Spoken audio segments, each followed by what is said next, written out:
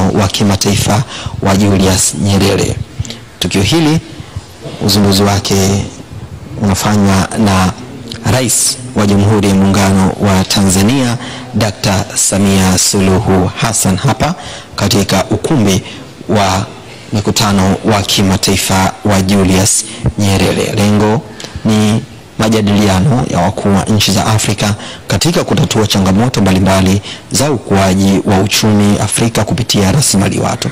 Mkutano huu na uzinduzi huu utajikita katika uwekezaji kwenye rasilimali watu ili kuongeza tija na ajira kwa vijana, kushughulikia maendeleo ya ukuaji wa sekta mbalimbali ikiwemo sekta ya nishati, miundombinu ambavyo ni kichocheo muhimu katika kukuza uchumi na kuondoa umasikini. Tanzania imekuwa inawekeza vilivyo katika kuendeleza vijana wake, na si swala la kushangaza uzinduzi wa mkutano huu umefanyika hapa Tanzania, ambapo mgeni rasmi ni Rais wa Jamhuri ya Muungano wa Tanzania Dr. Samia Suluhu Hassan, ambapo katika ukumbi huu wageni mbalimbali wanatarajiwa sasa kumpokea Mheshimiwa Rais, na msafara wake ndio wanaingia katika ukumbi huu, ambapo miongoni mwa waliohudhuria ni Waziri wa Mambo ya Nje Dr. Stagomena Taxi pamoja na Waziri wa Fedha na Mipango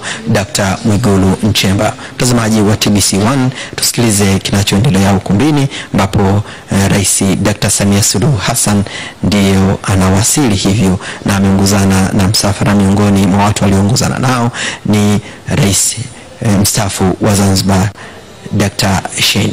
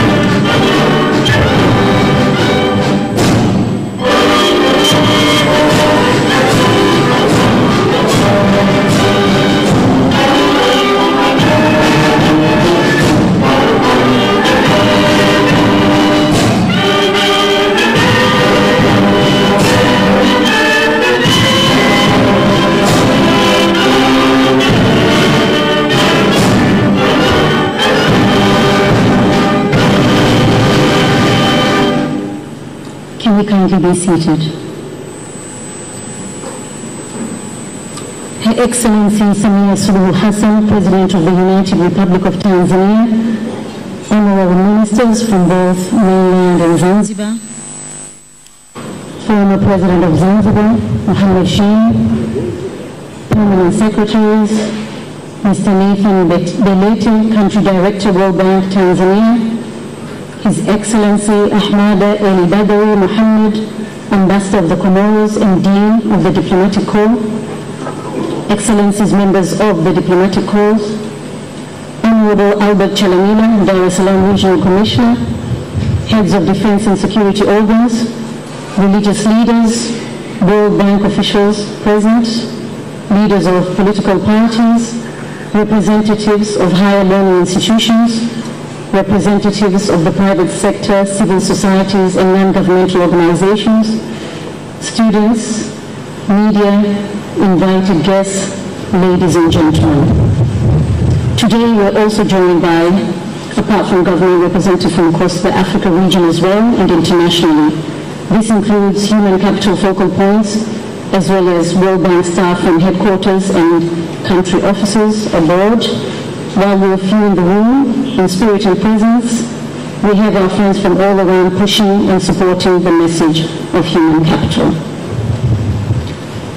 To start our program today on the launch of Africa Human Capital Heads of State Summit, I'd like to invite Honorable Dr. Stergomena Tax, Minister of Foreign Affairs and East Africa Cooperation, for welcoming remarks. Karib Sana.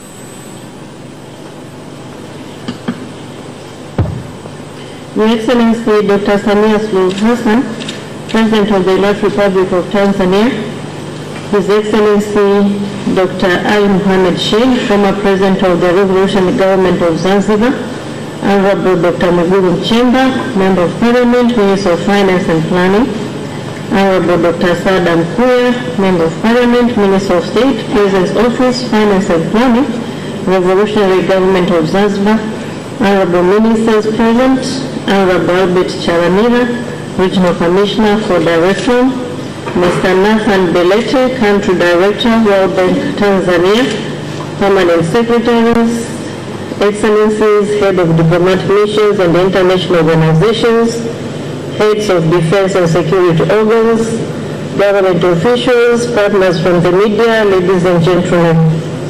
It gives me great pleasure to welcome you all to this special occasion to launch the 2023 Africa Heads of State Human Capital Summit.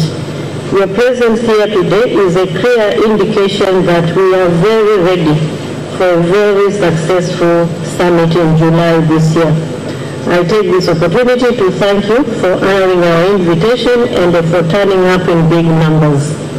Excellencies and invited guests, the opportunity of the United Republic of Tanzania to host the Africa Heads of State Human Capital Summit in July 2023 comes as a result of extensive engagement among governments on the need to draw attention to the role of human capital in economic growth and the importance of investing in people. It is also a testimony of Excellency Dr. Samia Suluhu Hassan, the President of the United Republic of Tanzania, commitment to this very important agenda. The summit will enable heads of state to share knowledge and experiences on human capital and come up with a concrete commitment but also next steps. Distinguished participants, Agenda 2063 seeks to transform Africa into a global powerhouse of the future. This momentous aspiration requires deliberate investment in skills and capacities so as to take advantage of socio-economic opportunities in our respective countries but also in the continent at large. Human capital development is therefore key to successful implementation of Agenda 2063 and requires massive and coordinated efforts by all African countries. The forthcoming African Heads of State Summit on Capital, to be held on the 25th to the 26th of July 2023 in Dar es Salaam, Tanzania, will be a crucial step in amplifying the human capital agenda in Africa. May I take this opportunity to thank Her Excellency Dr. Samia Suluhu Hassan, President of the Republic of Tanzania, for her bold decision to host this very important summit. Your Excellency, decisions to host the summit is a proof of your commitment to continental and international affairs. Excellencies, distinguished participants, my role is just to welcome you. May I once again welcome you all to this launch of which will be officially announced, or will officially announce the summit and drive stakeholders to prioritize investment in Africa's human capital.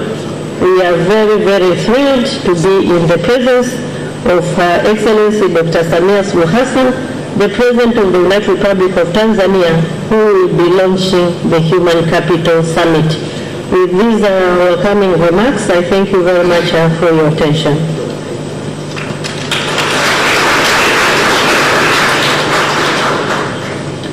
Thank you very much, Honorable Dr. Stephen Tax. And now I'd like to invite Mr. Nathan Belete, Country Director, World Bank, Tanzania, Malawi, Zambia, and Zimbabwe, basically to speak about the context setting of human capital and the summit itself. Karibu sana.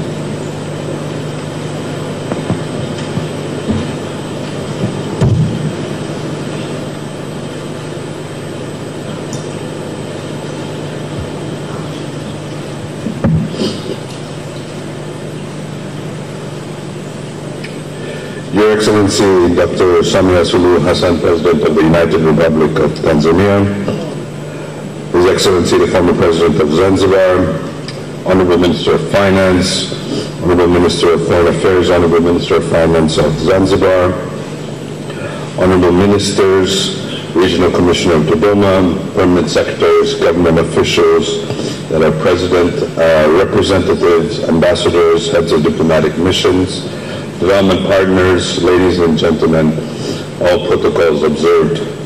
Habari za asubuhi. It's a real honor and pleasure for me on behalf of the World Bank to participate in this official launch of the Africa's first ever Human Capital Summit, and we are very proud to be associated with the government of the United Republic of Tanzania.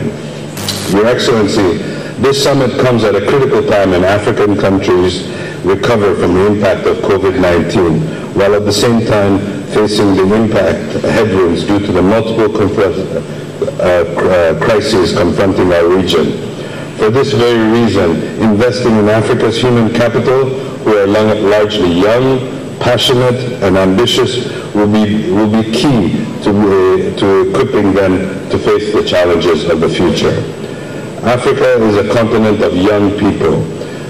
With over 60% of its population below the age of 25, it is the youngest population in the world.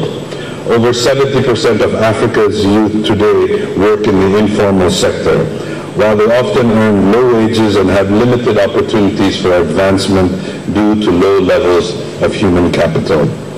While these are significant challenges, this also presents us a unique opportunity for the continent to harness its demographic dividend.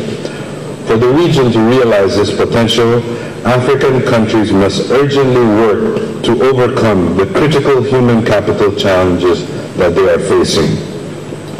We have seen that governments can succeed by enhanced focus on ensuring children get to school in good health, improving access to and quality of learning and skills, addressing youth unemployment, and promoting gender equality. For example, there is evidence that cash transfer programs have helped more improved lives and prospects of the most vulnerable, particularly children. In Tanzania, the cash transfer programs such as the Productive Social Safety Net program have seen that school enrollment among children increases literacy and improves household incomes. Moreover, visits to the health clinic with children below age 5 were higher in other households, and in PSN households had 3 times higher enrollment in the Community Health Fund. These safety net programs have also empowered women in Tanzania. Impact studies have shown that the program increased the likelihood of women having a say in the use of their own earnings, being the primary decision maker on children's health and education, as well as on household purchases. In addition, we have seen the impacts that investments in upgraded sanitation and hygiene facilities in our primary schools can have. A concerted drive by the government of Tanzania to improve school sanitation and hygiene will reach 1,500 schools in 17 regions by the end of next year. Schools with improved facilities are already reporting a reduced absenteeism due to just availability of water and better menstrual hygiene management. As attendance and participation rates improve, some schools are already observing an upward trend in performance. This shows that it is possible to overcome the human capital challenges our countries are facing through multifaceted interventions. To address these challenges and accelerate progress, it is important that African countries work together with each other, but also work together with all stakeholders, including development partners, civil society organizations, the private sector, and of course the youth themselves for the future. By collaborating and sharing best practices, we can mobilize resources and ideas to foster environments that equip young people to thrive and fully contribute to their country's development. It is encouraging to see the strong strides that are happening on the continent already. Several African countries have made significant progress in improving access to education for young people. Primary school enrollment rate in sub-Saharan Africa increased from 52% in 1990 to 80% in 2019. Again, here in Tanzania, transition from primary to lower secondary improved significantly from 67% in 2016 to 78% today. This is an important achievement. However, we can and must build on this progress and increase the quality and duration of learning so the young people are skilled and equipped to take advantages of today's and tomorrow's jobs and create opportunities for themselves and others. Many African countries have implemented policies aimed at promoting job creation and entrepreneurship among young people. The Africa Union Agenda 2063 includes a goal of creating 100 million jobs for young people by 2025. Let us all strive to turn this aspiration into a reality. To achieve this work, let us work together to overcome the human capital challenges and reap the demographic dividend, which presents once again a unique opportunity for Africa to harness the infinite potential of its young population. I would like to conclude by emphasizing yet again how proud we are in the World Bank to be supporting this first African Human Capital Summit under the leadership of Her Excellency President Samia, as this is an important milestone on this journey. I would also like to take this opportunity to recognize the delegation of the government of Tanzania to the World Bank IMF spring meetings, in which they made a passionate plea for advancing human capital and achieving all development goals for Tanzania and its African partners. It marks a new and more ambitious phase to accelerate progress on unlocking the full potential of Africa's youth and paving the way for sustained economic growth and transformation. The time to act is now. Thank you very much. Asante sana.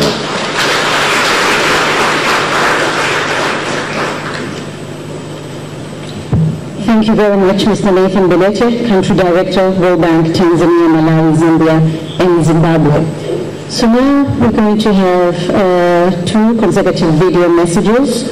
One is from Ms. Victoria Kwakwa, World Bank Vice President, East and Southern Africa.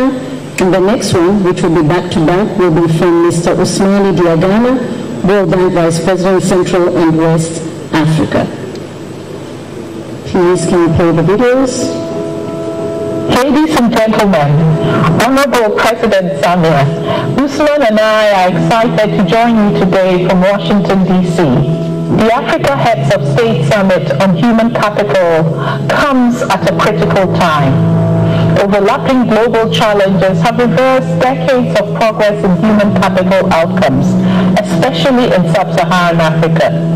We must act now. Prioritizing investments in people has never been more important. This is especially true for women and girls. Healthier, better educated women and girls have healthier, better educated families, not least because women tend to invest more of their incomes in their children. Equipping women with skills and helping connect people to opportunities will raise living standards and break the cycle of poverty, while spurring broader economic development. As technology is driving transformation in the world, we must equip the workforce with relevant education and skills so that everyone has the opportunity to succeed. In fact, it is estimated that 230 million jobs in Africa will require digital skills by 2030. Closing the gender-digital divide will be critical, as women in many countries are underrepresented in access to digital technologies. While the task at hand seems daunting, I'm optimistic because we have seen progress across the continent, even in the face of multiple adversities. We have the opportunity now, and we must seize it by making smart and effective investments in Africa's greatest resource, its people. I'm looking forward to the summit where we'll agree on concrete actions that will lay the groundwork for Africa's vibrant youth, women and girls to achieve their full potential. Victoria, I share your view, your sense of concern and urgency, but also optimism. The innovative spirit of our young people are our best assets and hold great promise for our region. But we'll only be able to harness the demographic dividend if youth are equipped with the necessary knowledge and skills to realize their full potential. In West and Central Africa, countries face huge challenges for human capital accumulation. This region has the lowest human capital index rating among the World Bank 7 regions. Education systems are in crisis, with an 80% of children under 10 unable to reach a simple text, what we call learning poverty. Conflict setting affects service delivery in many of our countries. The region hosts 7.3 million of refugees and 23 million internally displaced people. But the region also has one of the largest return on education. Achieving universal basic education will translate into a 2.2 times high GDP per capita. Despite the challenges, countries are innovating and getting results. For example, in Nigeria, the Better Education Service Delivery for All program is partnering with religious schools to introduce basic literacy and numeracy for Almajiri students, which form the largest portion of out-of-school children in the population. For this reason, our regional strategy seeks to reduce learning poverty, increase girls' secondary education enrollment, and strengthen higher education system to produce more employable graduates. But we will not be able to deliver change without building political momentum in the region. For this reason, this summit will be vital for ensuring that countries accelerate investment in people and ensure a better future for all. Let's invest in the future generation today to transform Africa. With that, thank you, and we look forward to seeing you at the summit.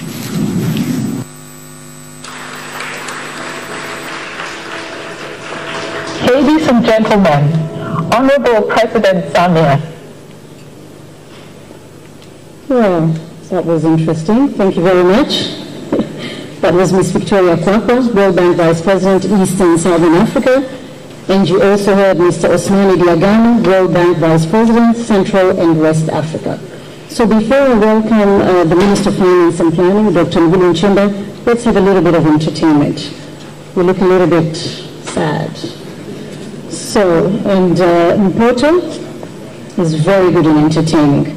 Karibu sana Mwisho Mpoto with his theater group. Karibuni sana.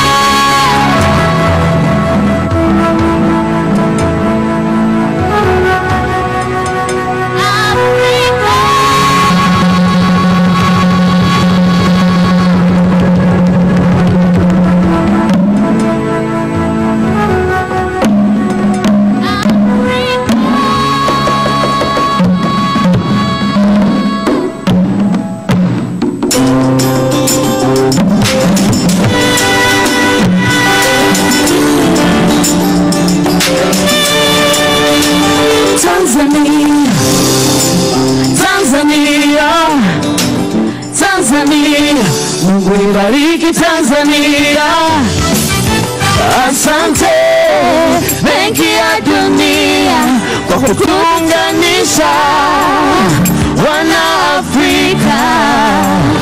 Asante Rais Samia kwa kutuheshimisha wa Tanzania. Asante Benki ya Dunia kwa kutuunganisha wana Afrika. Asante Rais Samia kwa kutuheshimisha wa Tanzania. Afrika punde itazungumza kwenye ardhi ya Tanzania.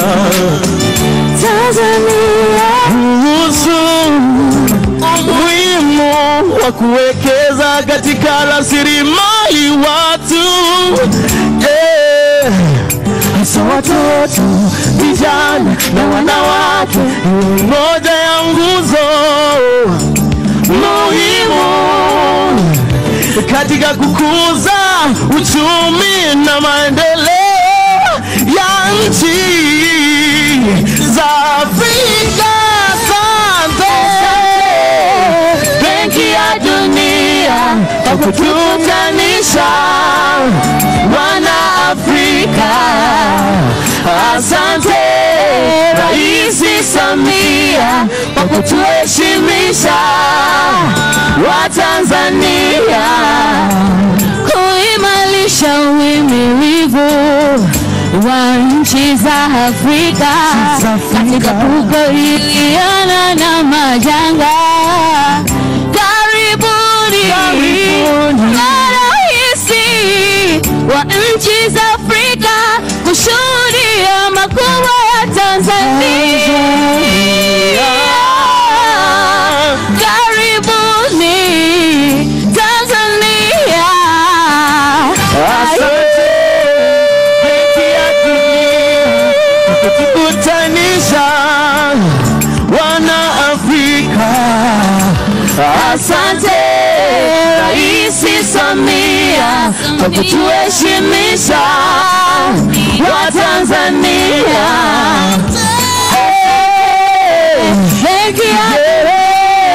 Kwa kutukutanisha wana Afrika. Asante Rais Samia kwa kutuheshimisha wa Tanzania. Tanzania yasonga mbele, juzi, jana na kesho. Karibuni mwone mlima mrefu barani Afrika. Tanzania yasonga mbele, juzi, jana na kesho. Ni muone visiwa vya marashi ya karafuu Zanzibar. Tanzania yasonga mbele, juzi, jana na kesho. Muone penye ardhi ya amani na utulivu Tanzania. Tanzania yasonga mbele, juzi, jana na kesho. Juzi, jana na kesho. Juzi, jana na kesho. Tanzania yasonga mbele, juzi, jana na kesho. Juzi, jana na kesho. Juzi, jana na kesho. Thank you. Thank you. Thank you very much. I did promise they won't disappoint, and I'm sure they didn't. So that's a performance from Mpoto Theatre Gallery Group. So now I'd like to welcome Honorable Dr. Mwigulu Nchemba, Minister of Finance and Planning, to welcome the President of the United Republic of Tanzania.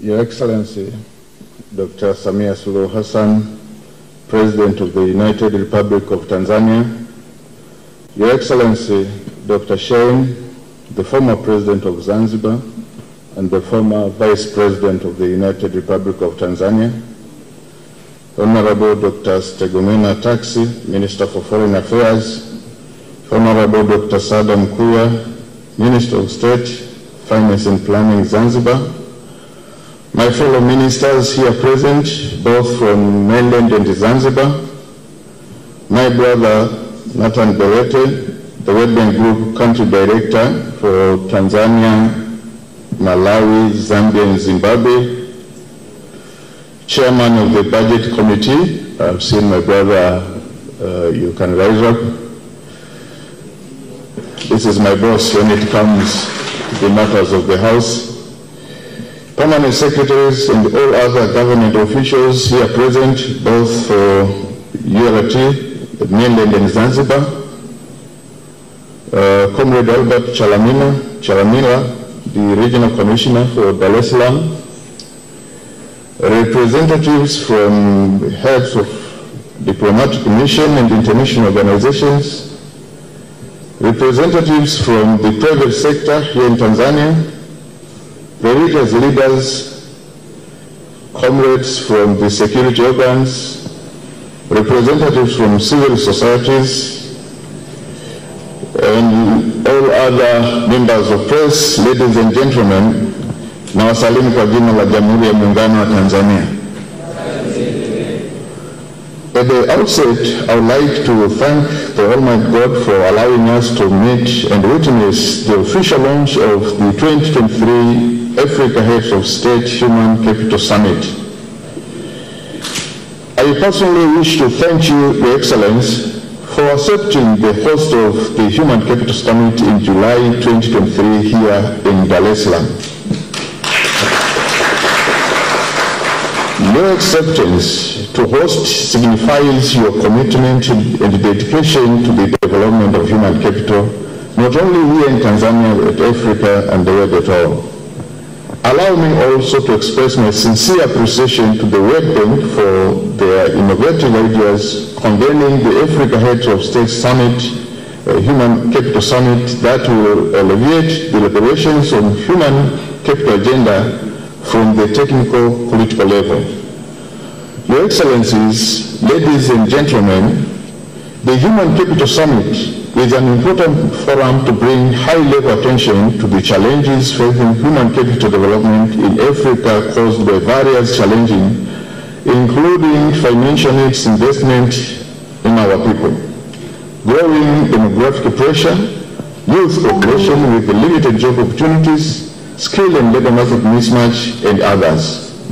The summit is expected to provide opportunities to the heads of state to discuss and share the experiences on key actions and deliberations on the commitment toward few focus of priority and development of African human capital. Your Excellencies, ladies and gentlemen, the World Bank Group has been very instrumental in supporting growth of human capital in Africa. I must admit that all of the financial resources that the government has received from the World Bank, a good share that has been allocated is provided to good health and sanitation services, inclusive and quality education, and enhancing youth skills for opportunity and productivity. Through this summit, I believe the World Bank will scale up the support to African countries and attract more development partners to support African states' progress in support for human capital development.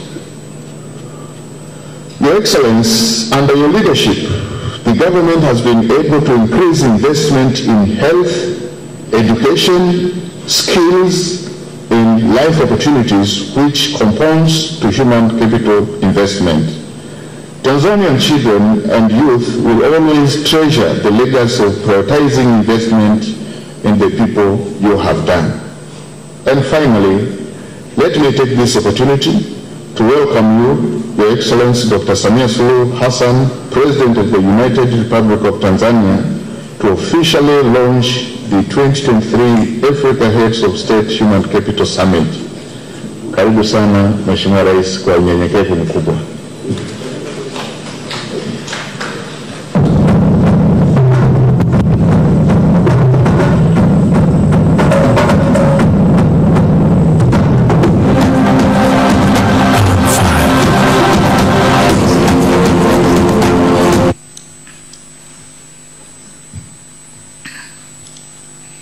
Your Excellency, Dr. Ali, the former Vice President and the President of Zanzibar, honorable ministers here present from both parties of the Union, permanent secretaries, the World Bank Country Director, Dr. Anazindua, and the members of the World Bank from the headquarters, Excellencies, heads of diplomatic mission and international organizations, representatives from the private sector in Tanzania, representatives from the civil society, government officials, Dar es Salaam Regional Commission, media personnel, ladies and gentlemen. Jamhuri ya Muungano wa Tanzania. And it doesn't have its English translation. It's just like that. Jamhuri ya Muungano wa Tanzania. It gives me a great pleasure to welcome you.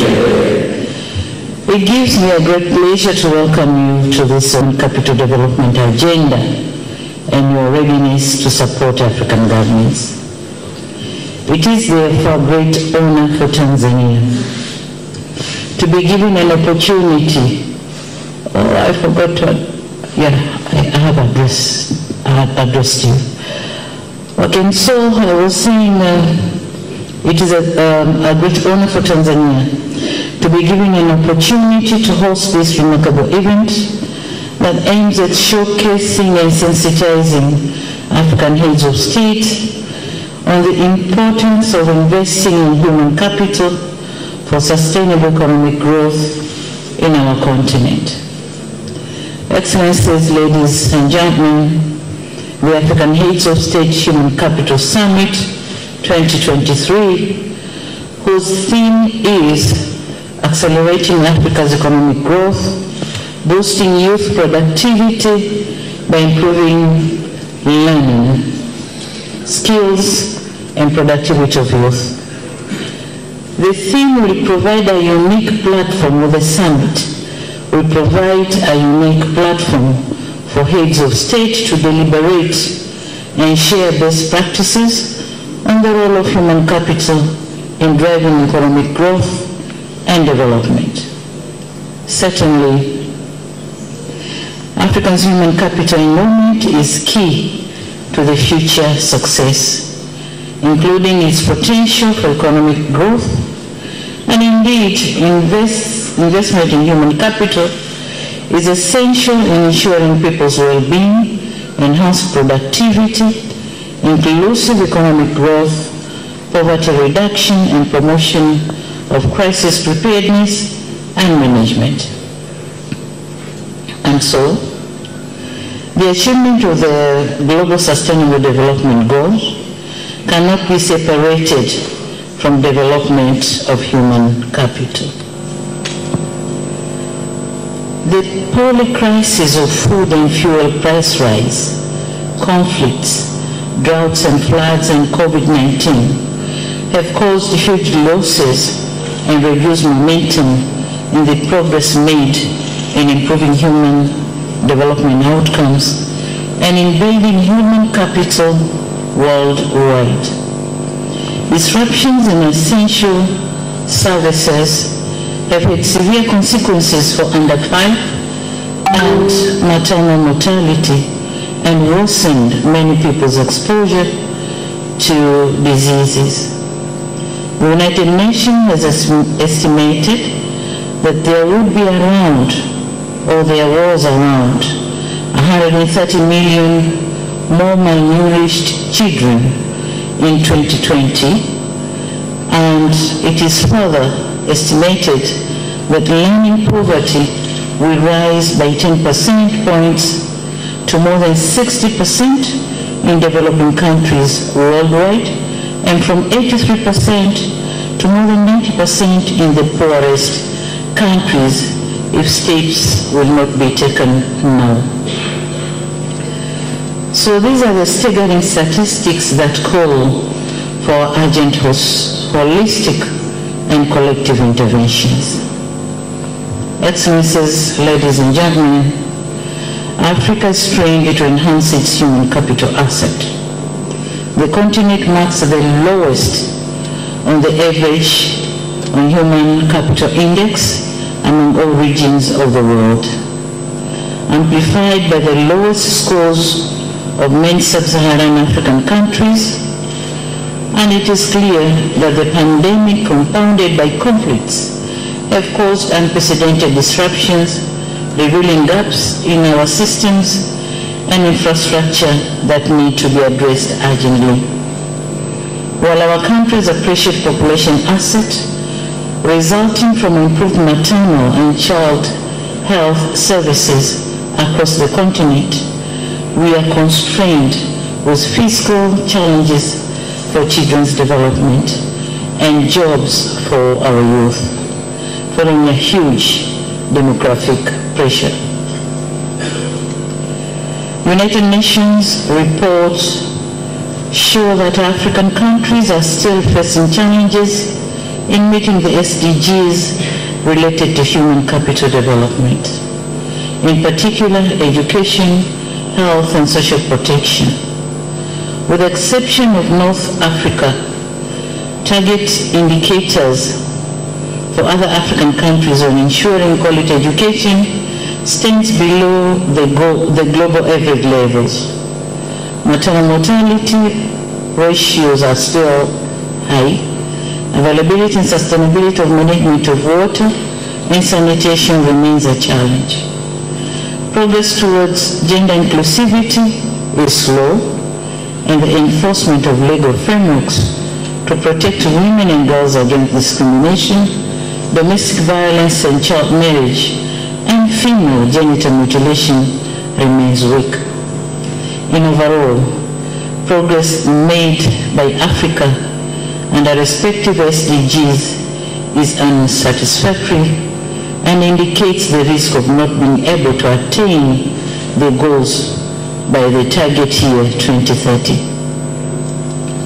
Excellencies, ladies and gentlemen, flashing back to our Agenda 2063, Africa has centered human capital development as one of the key flagship themes, with a focus on improving access to contribute to education and healthcare for all, promoting gender equality and women's empowerment, and building the necessary skills to competencies required for the continent's growth and transformation.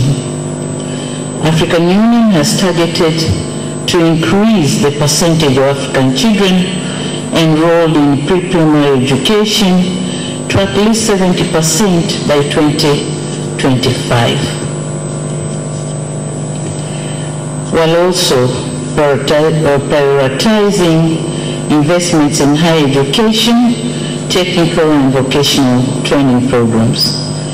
The moment is now for us to hasten the pace to ensure we realize these goals. Here to affirm that we in Tanzania has already taken off. We have taken various steps to implement the SDGs, so we are now gaining momentum in implementation. All we need is being supported for our journey to prosperity to be safer and smooth, and to make sure that we are landing on the implementation of the SDGs. We're going to give detailed information during the summit in July. But all I have to say is in Tanzania, human capital development has been our priority goals in all our development plans. So we are not as bad as the situation is explained in various reports. We have done a tremendous job, and we are continuing. We need support for us to be able to go smoothly and gently. Excellencies, ladies and gentlemen, we are called upon to take immediate measures to address the potential population challenges by immensely investing in our people's health, including water and sanitation, and quality education with proper and necessary skills for human capital development. Our policies should dwell around improving the quality and ability of our people with special focus on human capital development. African leaders, don't want to say should begin to think, but should continue to implement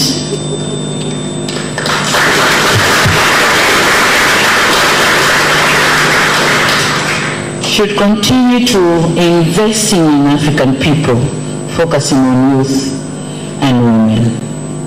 And it is in this connection or context that I'm pleased to announce that the 2023 Human Capital Heads of State Summit, jointly hosted by the government of the United Republic of Tanzania and the World Bank, will be held in Dar es Salaam, Tanzania, from 25th to 26th July this year, 2023, and right here at the Julius Nyerere International Convention Center.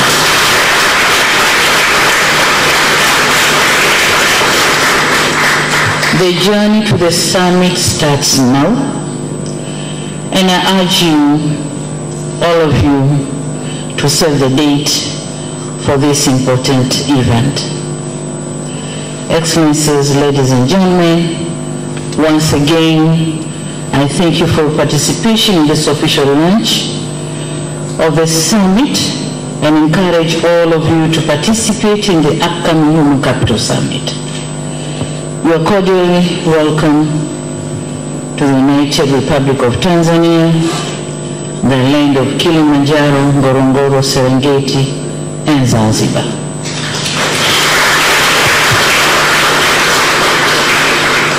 I thank you for your kind attention. Thank you very much. Thank you very much, Your Excellency. And now it's the time that everybody was waiting for, the official launch of the Afrika Kuhusu Rasilimali Summit. And it's happening this time. So, can you all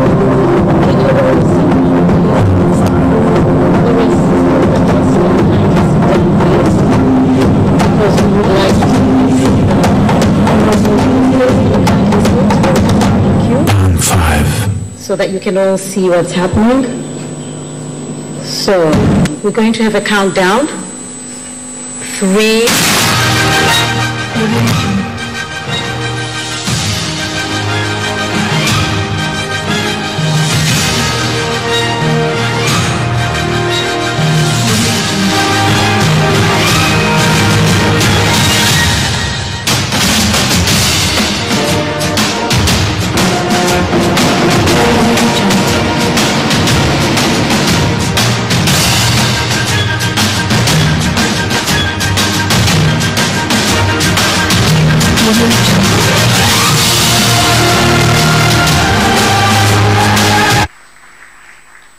So now it has been officially launched. Thank you very much, Madam President. Thank you very much, invited guest. And now this is the end of our program. Can we allow the President to leave for other duties? Karibuni sana, asanteni sana. Wa TBC1 ni rasmi sasa. Uzinduzi wa maandalizi ya mkutano wa wakuu wa nchi za Afrika kuhusu rasilimali watu umefanyika na kilele kinatarajiwa kuwa ni mwezi Julai hapa katika ukumbi huu wa kimataifa wa mikutano wa Julius Nyerere. Na katika hotuba yake Rais Samia amesisitiza juu ya uhitaji wa bara la Afrika kuwekeza zaidi katika rasilimali watu. Amesisitiza hasa katika vijana pamoja na wanawake. Dunia hivi sasa inaelekea katika mapinduzi ya 4 ya viwanda, hivyo uhitaji wa rasilimali watu ambayo imejitosheleza katika teknolojia hiyo ni uhitaji mkubwa, na mijadala imekuwa ni mikubwa katika majukwaa mbalimbali hapa nyumbani pamoja na kimataifa. Hivyo msisitizo wake umelenga katika swala hilo, na ameeleza utayari wa Tanzania katika mkutano huo ambapo kilele chake kitakuwa ni mwezi Julai. Ni matangazo ya moja kwa moja kutoka hapa ukumbi wa kimataifa wa Julius Nyerere, ambapo ilikuwa ni tukio la uzinduzi wa mkutano wa wakuu wa nchi za Afrika kuhusu rasilimali watu, ambapo kilele kitakuwa ni mwezi Julai hapa jijini Dar es Salaam katika ukumbi huu wa mikutano wa kimataifa wa Julius Nyerere. Kwa niaba wote walioshiriki katika matangazo haya, mtazamaji wa TBC1, jina langu ni Alpha Wawa. Pande wa picha alikuwepo Silvanus Mauki, Nicholas Mbaga pamoja na Wasila Fundi, alikuwa ni Isa Jumanne, Shaban Jumanne, Kaila Sahani pamoja na Shaban Magembe. Mchanganya picha ni Noel Lema, dereva ni Jafari Ibrahim, mwandishi ni Bakari Msuya, mwongozi wa matangazo ni Festus Makelubi. Mimi ni Alpha Wawa. Endelea kuwa na utazamaji mwema vipindi vinavyoendelea hapa TBC1, ukweli na uhakika. Na asante Alpha kutokea ukumbi wa mikutano wa kimataifa wa Julius Nyerere. Na kwa kuhitimisha huko mikutano, sasa hivi tunaelekea moja kwa moja bungeni kwenye mkutano wa 11 kikao cha 29. Tuelekee Dodoma kusikiliza. Pate muda wa kutosha kama wadau kuja kutoa maoni yao kwenye kamati ya katiba na sheria. Lakini nitambue kazi nzuri inayofanywa na vyombo vya habari na ubunifu pia kwa baadhi ya TV na radio ikiongozwa pale na mdogo wangu Diamond. Wasafi wanafanya kazi nzuri kupitia kipindi chao cha Good Morning, kipindi cha michezo, lakini Global Online kipindi cha Front Page wanafanya vizuri. Kuna kipindi cha TV cha 360 Clouds, Jahazi na Amplifier kinachoongozwa na Millard. Hayo tunasema hayo kwa ajili ya kuwapa fursa wengine waweze kufanya vizuri zaidi. Natambua uwekezaji wa Azam TV wa kidigitali pale imeanguka si chini ya bilioni 15, na tunatamani television yetu ya taifa ifikie huko. Tunahitaji television ya taifa ifikie hadhi ya Al Jazeera, CNN, BBC. Haya yote yanawezekana. Mheshimiwa Nape, unajua mimi ni mwandishi wa habari. Nimekaa newsroom. Nilianza kama mwandishi wa habari mwanafunzi mpaka mwandamizi. Najua changamoto za wenzangu. 90% ya waandishi wa habari hawalipwi. Hao 90% ni kwenye private sector. Hawalipwi. Na wameshazoea hiyo hali. Na hawana mtetezi. Mheshimiwa Nape, usikubali wewe kama waandishi ambavyo wana imani na wewe na umewapongeza kwa kazi nzuri wanaoifanya, huu muhimili usionekane tu upo. Upewe heshima yake. Waandishi wapewe hadhi yao kwa kazi kubwa wanaoifanya kuwahabarisha Watanzania. Yaani leo mwandishi ategemee source kumpa chochote. Sio kwamba anapenda. Mwandishi anatakiwa alipwe na chombo chake vizuri. Akiamua kufanya investigation story kwa maslahi ya nchi, awe na uwezo huo, asiwe mnyonge. Mheshimiwa Nape, kuna vyombo vya habari miaka 10 hailipi waandishi. Miaka 11 hailipi waandishi. Kuna chombo kinadaiwa bilioni 3.5 na waandishi. Zaidi ya miaka 10 waandishi hawajalipwa. Wafanyakazi zaidi ya 195. Sahara Media. Kuna waandishi wengine wanadai vyombo vyao milioni 100, milioni 200, milioni 300 hawalipwi. Lakini wapo wasikii wakinungunika. Wapo humu wanatuandika. Wapo humu wanapeleka ujumbe kwa Watanzania nchi yao inafanya nini kwa kinyongo. Lakini hawawezi